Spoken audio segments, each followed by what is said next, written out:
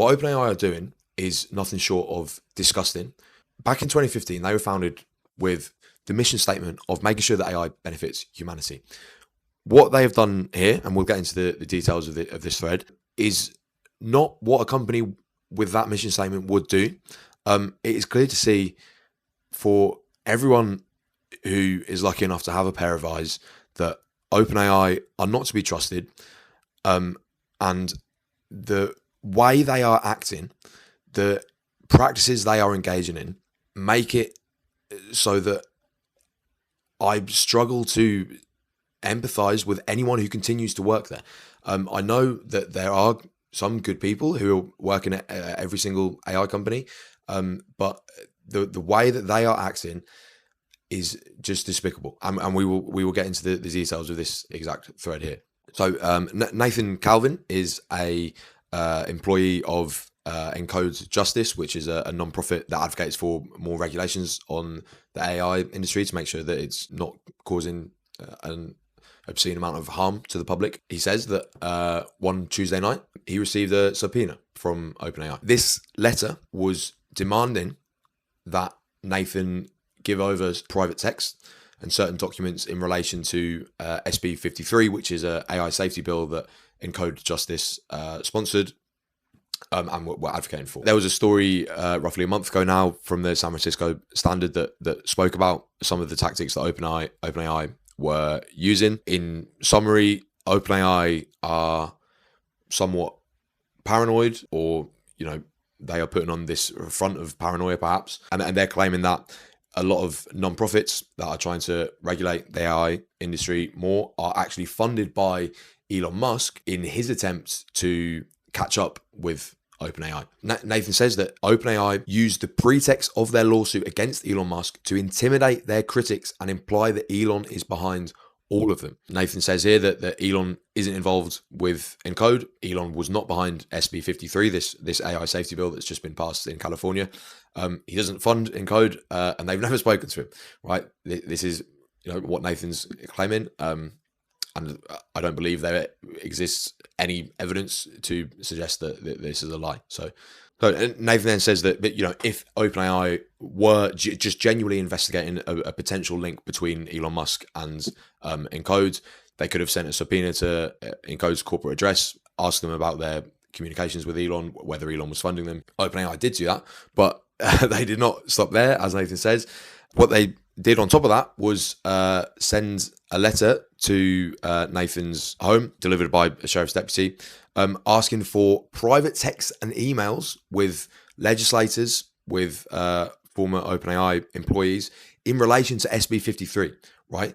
And again, Elon Musk is not behind SB 53, but Elon Musk are using that as cover in attempts to bully advocates of SB 53. They can do this because they have loads of money, and the activists like Nathan do not have the same resources. He said in the San Francisco Standard article that this legal action from OpenAI is a significant drain on his resources. I don't know Nathan, but I imagine he doesn't have tens of thousands of pounds to spend on lawyers to deal with this for him. So these tactics are just disgusting from OpenAI. Nathan says that the OpenAI are using an unrelated lawsuit about Elon Musk to intimidate the advocates of SB 53. So Nathan then states very clearly that OpenAI had no legal right to ask for this information. They objected. OpenAI did not respond. And then a magistrate judge even criticised OpenAI for their behaviour. So the Twitter thread goes on. There's a few more juicy bits of information here. So OpenAI were lobbying against SB 53, or at least trying to water it down. So Nathan says that they sent a letter to Governor Newsom to try and waive all the requirements for any company that does any evaluation work with the federal government. OpenAI were trying to do this to make sure that they do not have to comply with the safety regulations that other companies would have to comply with. So Nathan, as part of Encode, who are an organisation that were trying to get SB 53 through, and previously tried to get SB 1047 through, but was ultimately vetoed by Gavin Newsom. He says that when he saw OpenAI's so-called master of the political dark arts, Chris Lehan, I don't know how you pronounce his name. He claims that OpenAI worked to improve SB53, and according to Nathan, this is just a ridiculous comment. And it seems to me, from what I know about what OpenAI have done in lobbying, to be true. They're not interested in regulation. They claimed they were, but they're now interested in racing towards building increasingly powerful AI, and they view any regulation that would protect the public as a blocker to them. And that they are willing to spend a lot of resources to fight against potential regulation. And this here is important, this part of the thread.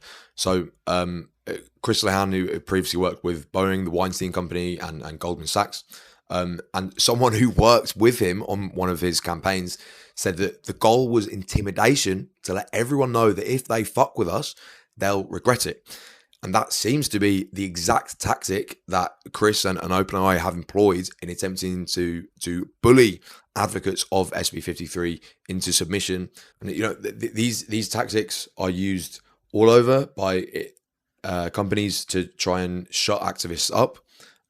They will try any trick in the book to attempt to intimidate those who may hurt their bottom line. The good thing is that these bullying tactics are now coming to light. We're now getting to see them, and because there is a growing public sentiment against AI, more and more people are coming to understand that what AI companies are doing is not fair, that it poses a huge risk to all of our lives, and that people are beginning to see what AI companies are doing, the lengths they are willing to go to attempt to block any regulation.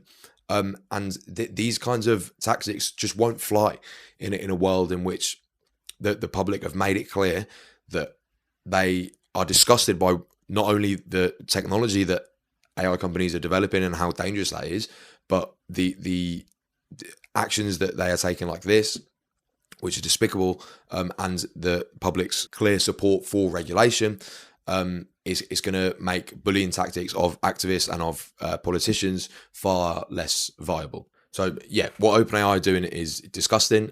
If you're working there right now, I don't know how you're sleeping at night, quite honestly, by continuing to work with a company this disgusting, who are willing to sink so low, who seemingly do not have a care in the world for how their actions are affecting other people. And also, look, the OpenAI was founded with the mission of making sure that AI benefits humanity, and they wanted to build AGI in a way that is as safe as it can be. Now, 10 years later, none of the researchers at OpenAI, none of the researchers at any of the other AI companies have any idea how to control the technology they're building. But unfortunately, we look a hell of a lot closer to building super intelligent AI than we did in 2015.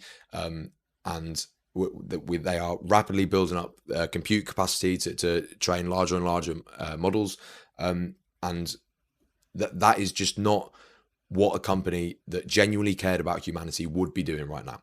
They would be sincerely advocating for regulation that is needed, and they would not be engaging in tactics like this. So OpenAI cannot be trusted. It's up to the rest of us to make sure that the regulations are put in place so that we do not have to rely on trusting AI companies to get this right. If you're working at OpenAI, probably stop working there, call them out, come on to the side of the human race, because that's ultimately where we're at this point. Sam Altman, stop being a bad man. I'm sure there's some amount of good resting within your soul. Let it out. We shouldn't rely on AI companies to do the right thing, but the CEOs of these AI companies do have agency to change what they're doing, and I urge them to. But yeah, I'll see you in the next video if you want to watch it.